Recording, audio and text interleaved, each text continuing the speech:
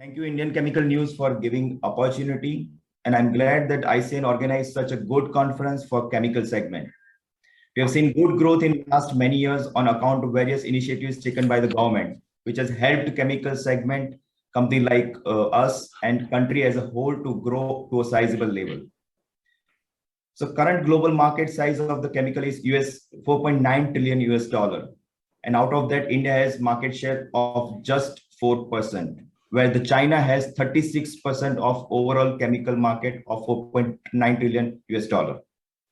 I would like to highlight three major points which can help to accelerate the growth of chemical segment and ultimately the whole Indian economy.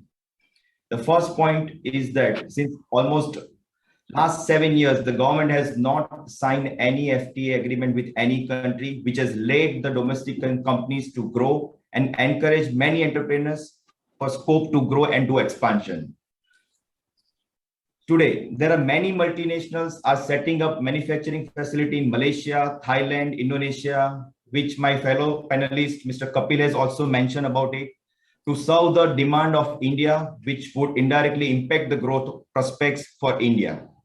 As we all know, India is a country with huge consumption requirement, have a young population which is now spending for good quality products, good infrastructure from government as well as from private sector.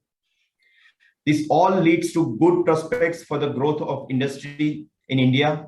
And add to that, we have entrepreneurs in India who believes in Make in India and Atmanirbhar Bharat concept, which is in line with a concept of our Prime Minister to make India stronger.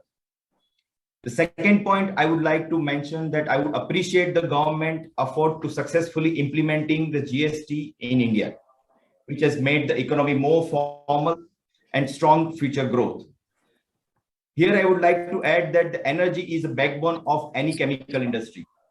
So electrical duty need to be made a part of GST to make a level playing field with the global companies.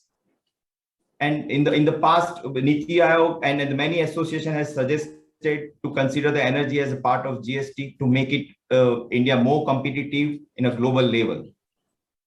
One nation, one policy will help to strengthening the policy, which will speed up the target of solar and wind energy sector as well.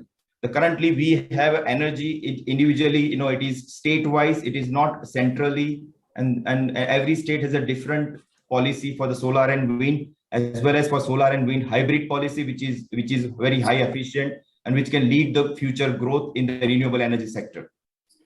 The third point, we all should appreciate the space at which the government has worked for environmental clearance for pharmaceutical products and the API during the COVID times. I believe that if the government tried to apply the similar speed for environmental clearance for chemical segment and other related chemical intermediates in India, can achieve its target of 5 trillion economy much faster. This will also attract the multinational to set up a plants in India, to bring in new and latest technology and FDI to invest in India. I'm sure the government is working on many projects on front lines to grow our economy. I believe that the faster the above points are addressed by the government and the faster our infrastructure in growth to support all industry to grow, then India has a long way to grow and become major suppliers for a global market. Currently, the India is very high on the specialty chemical segment, but on net exporter.